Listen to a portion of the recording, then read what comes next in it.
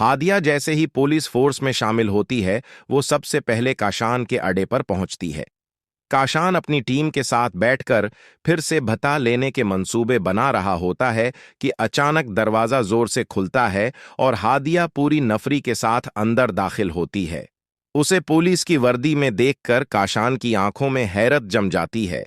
गौया उसके कदमों तले से जमीन सुरक गई हो। काशान तलखी से पूछता है, हादिया, तुम वर्दी में यहां क्या करने आई हो?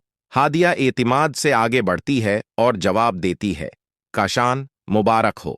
शायद तुम्हें इल्म नहीं कि अब मैं पुलिस में हूं और तुम जैसे भताखोरों और दरंदों को कानून के आगे झुकाना ही मेरा फर्ज है। तुम्हें तुम्हारे हर जुल्म का हिसाब देना होगा, खास तौर पर वो सब कुछ जो तुमने मेरे साथ, बतूल के साथ और मेरे बाप को रसवा करके किया। काशान गुस्से से उठकर चीखता है, तुमने अपनी औकात देखी है? तुम मुझे गिरफ्तार करोगी? तुम जानती नहीं मैं कौन हूं। काशान कंग, मुझे कोई नहीं रोक सकता। इसकी गुरूर भरी आवाज खत्म भी नहीं होती कि हादिया एक जोरदार थप्पड़ उसके चेहरे पर रसीद करती है। बस काशान, बहुत जुल्म कर लिए तुमने। अब ना तुम्हारी ताकत बाकी रही और ना ही तुम्हारी दहाड़।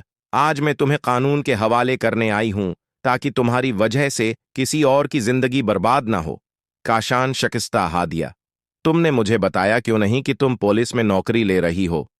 मां ने भी ये बात क्यों छुपाई? हादिया सर्द लहजे में जवाब देती है, अगर बता देती तो तुम रास्ते में सब कुछ तबाह कर देते। इसीलिए खामोशी से मेहनत की और आज यहां तक पहुंची। हादिया काशान को बाकायदा गिरफ्तारी में लेकर जेल भिजवा देती है। अब उसका मकसद सिर्फ एक है, शहर से भताखोरों और तमाम मुजरिमों का खात्मा, और शुरुआत वो अपने ही घर से करती है। उधर हाशिर भी मनाहिल के असल चेहरे से पर्दा उठाने वाला है, क्योंकि फैजान अब उसके पास आकर सब हकीकत बताने वाला है। जैसे ही हाशिर को मालूम होगा कि मनाहिल ने फैजान को मरवाजने की सपारी दी थी, वो न सिर्फ उसे तलाक देगा बल्कि हमेशा के लिए अपनी जिंदगी से बाहर भी निकाल देगा। मनाहिल अब न घर की रही और न ही कहीं और की। इसके बाप ने भी उससे नफरत कर ली है और उसे अपने घर में रखने से इनकार कर दिया है।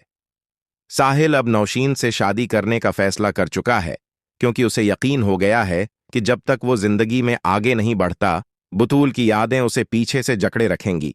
दूसरी तरफ बतूल अब भी हाशिर की वापसी की उम्मीद पर जिंदगी गुजार रही है और किसी दूसरे रिश्ते का सोच भी नहीं पाती।